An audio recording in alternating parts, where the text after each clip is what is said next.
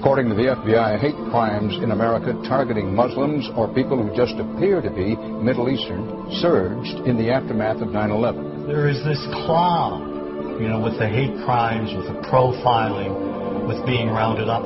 Again, I think this illustrates the power of film, that in spite of the reality, in spite of the material that we know to be true, we still embrace the mythology.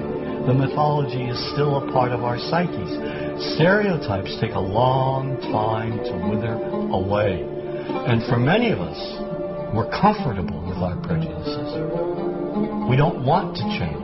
We've grown accustomed to this face.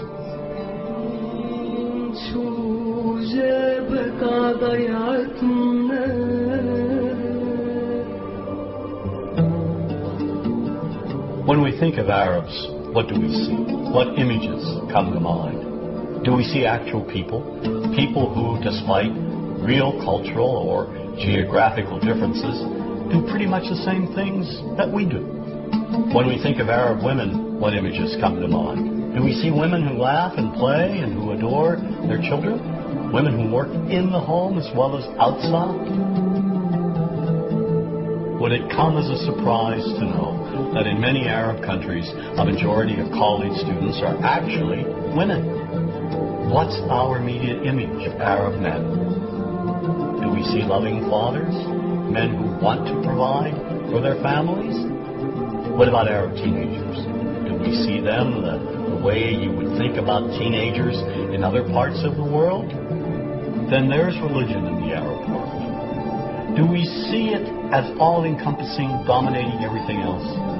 Do we know that even though faith plays a huge role in the Arab world, just as it does here in the United States, that it's also true that much of the Arab world is quite secular? When we think of Arabs and religion, does Christianity come to mind? Do we remember that there are over 20 million Christians in the region who have lived side by side in harmony with Muslims for centuries? To their credit, some filmmakers have shown Arabs and American Arabs in all their complexities. An excellent way to shatter a stereotype is through laughter, through comedy. So we have comedians. Comedians have done this historically. Black comedians, Jewish comedians. So we see Arab comedians doing this, and this is one way to release the tension. Here's on a credit card. True story. Guy behind the counter picked up my credit card, sees the Olive card, looks at me all weird. He's like, "Hey, buddy, what kind of name is that?"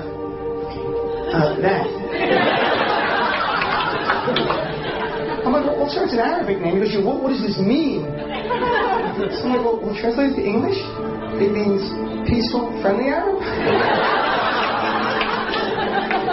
But he's not happy because, what Arab country is your family from? So you're the most peaceful, proper one they would like. So I'm like, we're from the same Arab country that Aladdin is from.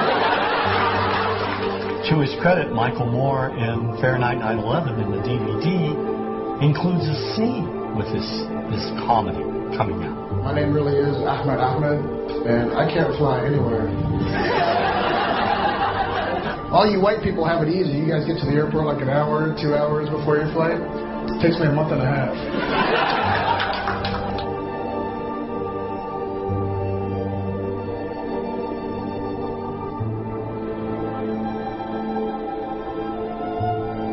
Nous vivons dans un monde qu'on peut critiquer, qui est le monde de la dérision. Vous le savez bien, et dans les médias, je dirais le monde de la dérision, on se moque de tout. Le fait que ça se fasse me satisfait. Parce que ça veut dire que nous avons, qu'on est libre, peu à peu... Il faut qu'on soit beaucoup plus sage que ça, qu'on rentre pas dans ces provocations. Et c'est pour ça que... C'est l'autocensure, ça, Jamel. Tu comprends ce que je veux dire? Si on commence à pas faire de dessin pour pas choquer les musulmans... Non, si on fait... Pour moi, c'est de l'autocensure. C'est la fin de la liberté d'expression. Pour moi, la liberté d'expression, la liberté d'expression et le respect font partie, sont mariés ensemble. Moi, je suis pour la liberté d'expression. Mais si je vais blesser une personne, pourquoi blesser la personne? Non, mais si moi j'ai envie de faire une caricature sur Mahomet ou sur un rabbin ou sur Jésus-Christ, il faut que j'ai le droit de le faire. Tu comprends? C'est ça la France. Quand tu sais que tu vas blesser 10 millions de personnes, pourquoi tu vas les blesser? Pourquoi? C'est la liberté, c'est ça. C'est la liberté de...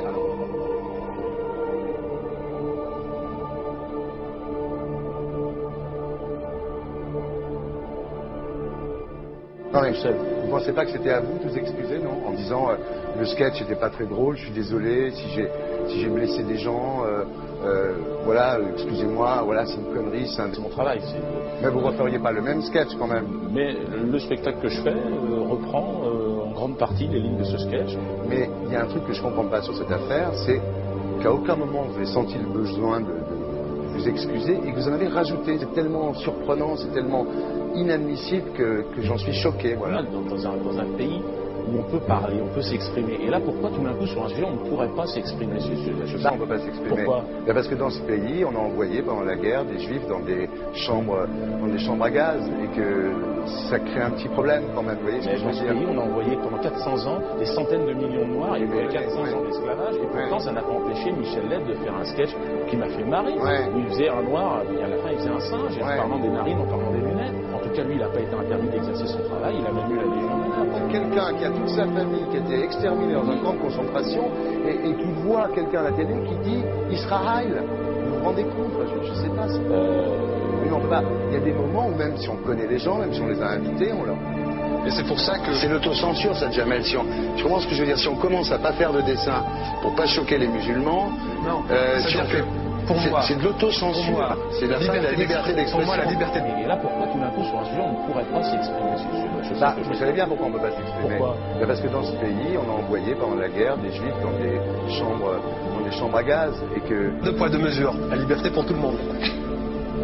C'est-à-dire? La liberté pour tout le monde. Il y a une personne comme Dieudonné qui a fait un rabbin, enfin qui a fait un colon juif, etc. Tous ces DVD ne sont plus dans les pactes. On l'empêche médiatiquement, on ne le voit plus. Alors que lui, c'est un comique. Plusieurs lois qui ont été faites contre l'antisémitisme.